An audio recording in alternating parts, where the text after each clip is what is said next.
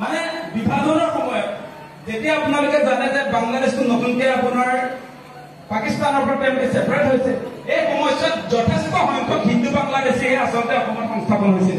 Even আজিৰ দিনটোলৈকে আচলতে হিন্দু বাংলাদেশী অনায়াসে অসমত প্ৰৱেশ কৰিছে। সেই কথাবোৰ আপোনাৰ লুকুওৱা হৈছে আজি। আৰু সেই বাংলাদেশীকে নাগৰিকত্ব সংশোধনী আইনৰ জৰিয়তে আমি কা আন্দোলন যে কৰিছিলো, সেই কা আইনৰ জৰিয়তে অসমত সংস্থাপন কৰিছে বিজেপিয়ে। যোৱাকালি পৰহি নটিফিকেশ্যন উলিয়াইছে যে নতুনকে যিমান বাংলাদেশী আহিছে, যিবিলাক ধৰ্মীয় সংখ্যালঘু নহয়, সেই সকলোবিলাকক অসমত ভাৰতত নাগৰিকত্ব দিবৰ কাৰণে বিজেপি চৰকাৰে বন্দোবস্ত কৰিছে। গতিকে সেই কথাবিলাক আমি ক'ব লাগিব যে বিজেপি শাসনলৈ অহাৰ পাছত সাংঘাতিক ধৰণে মুছলমানৰ ওপৰত আক্ৰমণ চলিছে, সাংঘাতিক ধৰণে অত্যাচাৰ চলিছে। চাৰিওফালে মুছলমান বিলাকক আপোনালোকে নিশ্চয় লক্ষ্য কৰিছে, প্ৰতিটো মুহূৰ্তত সন্দেহযুক্ত নাগৰিক সজাইছে। আপোনালোকে নিশ্চয় লক্ষ্য কৰিছে যে 16 নিৰ্বাচনত বিজেপি চৰকাৰে এই সংখ্যালঘু লোকসকলক আচলতে শৰাইঘাটৰ শেষ ৰণ বুলি এই লোকসকলকে শত্ৰু সজাইছিলে।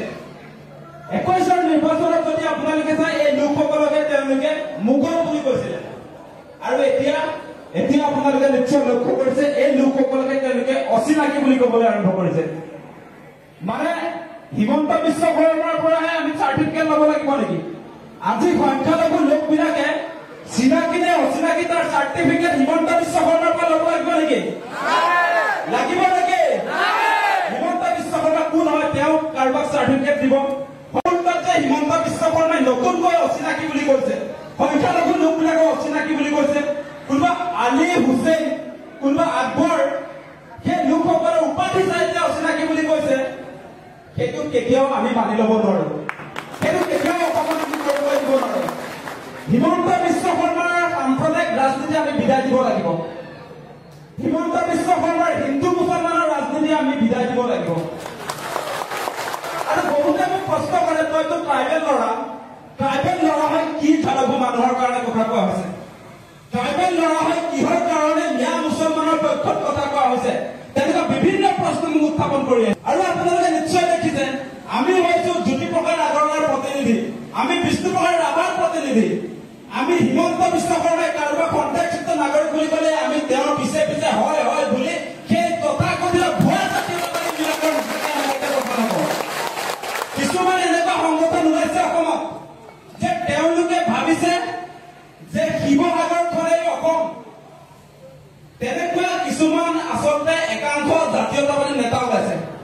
সেইবিলাকক আমি ভুৱা জাতীয়তাবাদী বুলি কৈছো, সেইবিলাকক আমি কেঁচুৱা জাতীয়তাবাদী বুলি কৈছো। সেই মানুহবিলাকে জাতীয়তাবাদ মানে কি সেই কথাটোকে নাজানে। জাতীয়তাবাদ মানে কি সেই কথা সেই মানুহবিলাকে নাজানে। মানে বহুত দৰকাৰী সময়ত মই কথাটো কৈছিলো। আৰু এনেকুৱা এটা পৰিস্থিতি বৰ্তমান সময়ত চলিছে, আপোনালোকে নিশ্চয় দেখিছে, হিন্দু মুছলমানৰ নামত দুভাগত বিভক্ত হৈছে। দুৰ্ভাগ্যজনক ভাৱে আজি আপোনালোকে নিশ্চয় দেখিছে অসমত দপদপাই থকা যিবিলাক জাতীয় সংগঠন, সেই সংগঠন বিলাকৰ ক্ষেত্ৰত যদি আপোনালোকে চাই, সেইবিলাকেও আচলতে মুখ্যমন্ত্ৰীৰ ধেমাধৰণে ৰূপান্তৰ হৈছে। যিবিলাকে নিজকে জাতীয়তাবাদী সংগঠন বুলি কয়, সেই সংগঠন বিলাক মুখ্যমন্ত্ৰীৰ ধেমাধৰা, পিছে পিছে ঘূৰি ফুৰা। মুখ্যমন্ত্ৰীয়ে যিটো কব সেইটোকে চলাই গৈ থাকে। তেওঁলোকৰ নিজৰ কোনো মানে আপোনাৰ স্বাভিমান নাই, নিজৰ কোনো দৃষ্টিভংগী নাই, নিজে একোৱে নাজানে, নিজৰ বিচাৰ বুদ্ধি স্বাভিমান একোৱে নাই। মানে এনেকুৱা এটা পৰিস্থিতি বৰ্তমান সময়ত আপোনালোকে নিশ্চয় লক্ষ্য কৰিছে। গতিকে এইটো জাতিটোৰ কাৰণে অত্যন্ত দুৰ্ভাগ্যজনক। আমি কোনো কাৰণতে অসমক দুভাগ কৰিবলৈ দিব নোৱাৰো। হিন্দু মুছলমানৰ নামত আমি অসমক দুভাগ কৰিবলৈ দিব নোৱাৰো। আজি আপোনালোকে নিশ্চয় দেখিছে, ভণ্ড জাতীয়তাবাদী বিলাকৰ চৰিত্ৰ আপোনালোকে দেখিছে। তেওঁলোকৰ জ্ঞানৰ নমুনাটো আপোনালোকে চাওক যে নামনি অসমৰ যিবিলাক মানুহ, তেওঁলোকৰ ভাষাটো নামনি অসমৰ ভাষাৰ লগত উজনি অসমৰ ভাষাটো বেলেগ। সেই ভাষাটো বেলেগ হোৱাৰ কাৰণে বাংলাদেশী হৈ যাব নেকি? মানে সেই জাতীয়তাবাদী নেতাবিলাকৰ সাম্যক ধাৰণা এটা নাই। অসমৰ বৈচিত্ৰতাৰ ওপৰত কোনো ধৰণৰ অধ্যয়ন নাই। অসমৰ জাতীয় জনগোষ্ঠী সম্পৰ্কে কোনো ধৰণৰ তেওঁলোকৰ আচল দৃষ্টিভংগী নাই। অসম এনেকুৱা এখন বৈচিত্ৰপূৰ্ণ ৰাজ্য, আপোনালোকে জানে, ইয়াত 10 কিলোমিটাৰ অন্তৰে ভাষাৰ আচলতে চেঞ্জ হয়, সামান্য পৰিমাণৰ হলেও চেঞ্জ হয়। আজি মই লখিমপুৰৰ যুৱক, লখিমপুৰ জিলাক প্ৰতিনিধিত্ব কৰি ইয়াত আহিছো। মোৰ ভাষাৰ লগত আজি তামুলপুৰ জিলাৰ আমাৰ ট্ৰাইবেল মানুহবিলাকৰ ভাষা একে নহ'ব পাৰে, আজি সংখ্যালঘু মানুহবিলাকৰ ভাষা একে নহ'ব পাৰে। তাৰ মানে কি এইবিলাক মানুহ সন্দেহযুক্ত হ'ব পাৰে নেকি? গতিকে এটা কথা মই স্পষ্ট কৈ দিছো, সেই ভুৱা জাতীয়তাবাদীবিলাকৰ কথাত আপোনালোকে অলপো বিচলিত নহ'ব। গোটেই কলেজ ইউনিভাৰ্চিটি বিলাকত বিজেপি কাম কৰা হৈছে। তেওঁলোকে আজিকালি ৫,০০০ টকাও নাছিল বুলি কৈ দিছে। ৫,০০০ টকাটো এটা ভুৱা কনচেপ্ট বুলি কৈছে। মানে মনে সদায় এটা চৰিত্ৰ কংগ্ৰেছৰ দিনত বুৰঞ্জীবিলাকৰ এটা লিপিবদ্ধ কৰা হৈছে বুলি এনেকুৱা ধৰণৰ অপপ্ৰচাৰ আৰম্ভ হৈছে। আপোনালোকে শুনিছে নাই তেওঁলোকৰ কথা বতৰা? আজি আপোনাৰ কলেজ প্ৰফেচৰে সেই কথা ক'বলৈ লৈছে। আজি কয় অসম বুৰঞ্জীত ৫,০০০ টকা চৰিত্ৰটো নাই। এনেকুৱা ফটুৱা কথা ক'বলৈ আজিকালি তেওঁলোকৰ মানুহ কলেজ ইউনিভাৰ্চিটিত সোমাই গৈছে। গতিকে আমি সাৱধান হ'ব লাগিব। ইতিহাস বদলাব খুজিছে আজি বিজেপিয়ে, ইতিহাস বদলাব খুজিছে।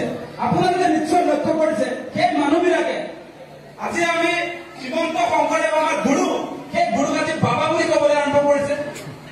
আপোনালোকে নিশ্চয় দেখিছে আজি আমাৰ লাচিত বৰফুকন, যাৰ লগত আচলতে স্মাইল ছিদ্দিকী ৫,০০০ টকা আছিলে, আজি লাচিত বৰফুকনক তেওঁলোকে অসমীয়া বীৰ বুলি স্বীকৃতি নিদিয়ে, তেওঁলোকে হিন্দুৰ বীৰ বুলি ক'বলৈ আৰম্ভ কৰিছে। হিন্দু বীৰ নহয় লাচিত বৰফুকন, অসমীয়া জাতিৰ বীৰ। হিন্দু, মুছলমান, খ্ৰীষ্টান, জৈন, অসমত যিমান মানুহ আছে সকলোৰে বীৰ। গতিকে সেই কথা বতৰাবিলাক আছে। আৰু বৰ্তমান সময়ত যিটো চলি থকা উচ্ছেদ অভিযান, এই উচ্ছেদ অভিযানটো আপোনালোকে কেতিয়াও নাভাবিব যে এইটো অসমীয়া জাতিক বচাবৰ কাৰণে কৰা উচ্ছেদ অভিযান বুলি। এই উচ্ছেদ অভিযানে অসমীয়া জাতিক নবচায়। এই উচ্ছেদ অভিযানৰ জৰিয়তে বিজেপিৰ যিবিলাক মন্ত্ৰী বিধায়ক, তেওঁলোকে শ বিঘা মাটি উচ্ছেদ কৰাৰ সমান্তৰালভাৱে এই সমস্যাত তেওঁলোকে নিজৰ নামত কৰি লৈছে। এফালেদি সংখ্যালঘু দেখি উচ্ছেদ কৰিছে, আনফালেদি হিমন্ত বিশ্ব শৰ্মাকে ধৰি তেখেতৰ ঘৈণীয়ে, তাৰ লগে লগে তেওঁৰ পাংগু পাংগু যিবিলাক মন্ত্ৰী আছে, আজি জয়ন্ত মল্ল বৰুৱা গৰু চোৰ, আজি সেই গৰু চোৰে আপোনালোকৰ ওচৰত ৰঙিয়াত প্ৰায় ১০৭ বিঘা মাটি লৈছে। তেওঁ ৩৯ বিঘা মাটি ক্ৰয় কৰিছে, বাকী মাটিবিলাক তেওঁ জলাশয় বা দখল কৰিছে। আপোনালোকক উচ্ছেদ কৰা এই উচ্ছেদ কৰাৰ সময়ছোৱাত বিভিন্ন ধৰণৰ কাৰ্যসূচী আৰম্ভ হৈছে। আজি আপোনালোকে নিশ্চয় দেখিছে যে মুখ্যমন্ত্ৰীয়ে নিজেও মুখ্যমন্ত্ৰী নিজৰ সমষ্টিত জালুকবাৰীত বাংলা ইণ্টাৰনেশ্যনেল খুলিবৰ কাৰণে তেওঁ ২৯ বিঘা চৰকাৰী মাটি তেওঁ দখল কৰিছে। আজি নগাঁও জাৰিগলিত ১০৬ বিঘা মাটি লৈছে। আজি আপোনালোকে জানে তিনিচুকীয়া চানমাৰী নামৰ ডাঙৰ চাহ বাগিচাখন তেওঁ লৈছে। আজি কাজিৰঙাৰ এইটো পানী গ্ৰীণ ৰিজৰ্ট, অসমৰ আটাইতকৈ ডাঙৰ ৰিজৰ্ট তেওঁ লৈছে। আজি আপোনালোকে তাতে কাঞ্চনজুৰি চাহ বাগিচা, মাজুলীত মাটি লৈছে, গুৱাহাটীত ৫টাকৈ জেগাত তেওঁ মাটি ক্ৰয় কৰিছে। মানে উচ্ছেদ চলাই তেওঁ চাৰিওফালে মাটি সম্পত্তি যে গোটাইছে সেই কথাবিলাক লুকুৱাইছে।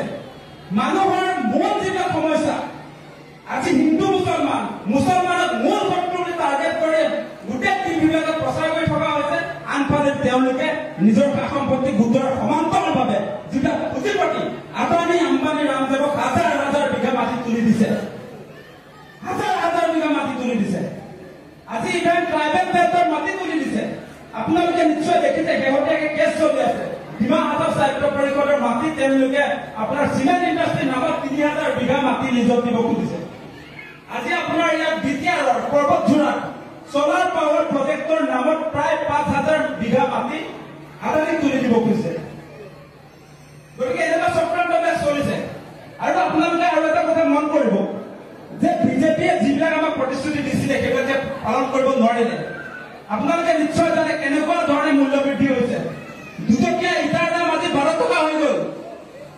আজি ৩ টকীয়া নিমখৰ দাম আজি ১০ টকা, ১৫ টকা, ২০ টকা পৰ্যন্ত হৈ গ'ল। আজি চিমেণ্টৰ দাম ২০০ টকাৰ পৰা ৫০০ টকা হৈ গ'ল। আজি গেছ চিলিণ্ডাৰৰ দাম ৪১২ টকাৰ পৰা ১১০০ টকা হৈ গ'ল। আজি ঔষধৰ দাম ২ টকীয়া পেৰাচিটামল টেবলেটটোৰ দাম আজি ১০ টকা হৈ গ'ল। গতিকে চাৰিওফালে কিমান আচলতে মূল্য বৃদ্ধি হৈছে সেই কথা বতৰাবিলাক লুকাবৰ কাৰণে এতিয়া এই মুছলমান ভোট শত্ৰুক দেখুৱাই দিয়া হৈছে। তেওঁলোকে যিমান প্ৰতিশ্ৰুতি দিছিলে সেই প্ৰতিশ্ৰুতি পালন কৰিব নোৱাৰিলে। আজি অসম চুক্তিৰ ৬ নং দফা তেওঁলোকে ৰূপায়ণ কৰিব নোৱাৰিলে। আৰু বিদেশী খেদিম বুলি পাৰ্টিটো আহিছিলে আজিৰ দিনটোত আপোনালোকে নিশ্চয় খবৰ পাইছে তেওঁলোকে বাংলাদেশ পাকিস্তান আৰু আফগানিস্তানৰ পৰা যিবিলাক হিন্দু খ্ৰীষ্টান জৈন পাৰ্চী বৌদ্ধ শিখ ধৰ্মৰ মানুহ যিবিলাক আচলতে অসমত আহিছে আমি অসমৰ মানুহে কি কৈছিলো যে 1971 চনৰ 25 মাৰ্চৰ পাছত যিবিলাক আহিছে বিদেশী তাৰ আগত যিবিলাক আহিছে এইবিলাক আমি স্বদেশী বুলি কৈছিলো এতিয়া তেওঁলোকে এতিয়ালৈকে অহাবিলাক আজি 2024 চনলৈকে 31 ডিচেম্বৰলৈকে অহা যিবিলাক আচলতে ধৰ্মীয় সংখ্যালঘুক বাদ দি যিবিলাক মানুহ সেই সকলোকে অসমত তেওঁলোকে আচলতে সংস্থাপন কৰিব খুজিছে নাগৰিকত্ব দিব খুজিছে মানে অসমখন অবৈধ বিদেশী তেওঁলোকে চৰণীয়া প্ৰথাৰ কৰিব খুজিছে আৰু এটা কথা আপোনালোকে নিশ্চয় জানে সকলোৱে এনআৰচি ফিল আপ কৰিছিলে 100 কোটি টকা খৰচ কৰি দিয়া হৈছে